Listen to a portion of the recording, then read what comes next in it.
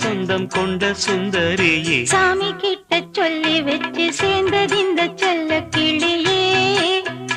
இந்த பூமியுள்ள காலம் மட்டும் வாழும் இந்த அன்பு கதையே.